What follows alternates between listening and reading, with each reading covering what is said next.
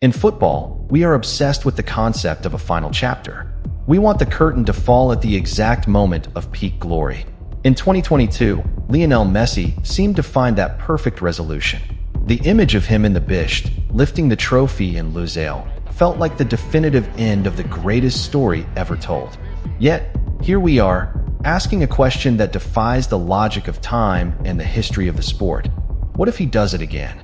To understand the magnitude of such a possibility, one must first respect the sheer statistical improbability of it. The modern World Cup is designed to break champions. Since Brazil in 1962, no nation has successfully defended the title. The physical and psychological toll of a 4-year cycle is usually too heavy. We saw it with Brazil in 2006, Spain in 2014, and Germany in 2018.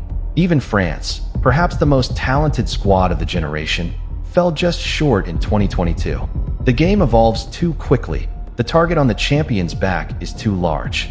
Success in this tournament requires a perfect alignment of health, luck, and tactical freshness. 3 things that rarely stay with a defending champion for 4 years. So, why does the conversation persist? Why, despite the weight of history, do we refuse to count out Argentina? Because Messi has spent 2 decades making the impossible look like a standard Tuesday evening. However, a 2026 victory would look nothing like his previous triumphs. In Qatar, we saw the final evolution of Messi as a functional asset. He was no longer the player who covered 10 kilometers or engaged in high-intensity pressing. He was a ghost in the system, waiting for the precise moment to materialize. This was only possible because of Lionel Scaloni's structural brilliance. Argentina built a de-risked system. Midfielders like Rodrigo de Paul and Alexis Mac Allister provided the lungs and the labor, effectively insulating Messi from the defensive demands of the modern game. For 2026, this system would need to be even more extreme. At 39, Messi cannot be a passenger. He must be a specialist. His involvement would likely be measured in moments rather than minutes. We are looking at a version of football where the world's greatest player becomes a tactical chess piece, perhaps used for specific high-leverage windows rather than full matches. The risks are grounded in biology and the brutal nature of tournament football. At 39, the margin for recovery is non-existent. One minor muscle strain in the group stage doesn't just end a game, it ends a legacy. There is also the reality of the North American climate and the unprecedented travel demands of a 3-nation tournament.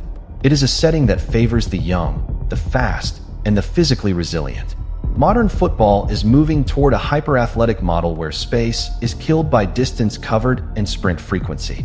If Argentina were to lift the trophy in 2026, it wouldn't be a victory of dominance. It would be a victory of management. It would mean that a team successfully protected a 39-year-old icon through the most grueling physical test in sports. It would mean that football's greatest individualist finally won through total collective sacrifice. We ask, what if, not because we expect it to happen, but because we are afraid of a world where it can't. In a sport that is increasingly defined by data and physical metrics, the idea of an aging Messi winning one last time is the final holdout for the romantic. It is the belief that, for one last summer, the genius of the mind can still overcome the decay of the body.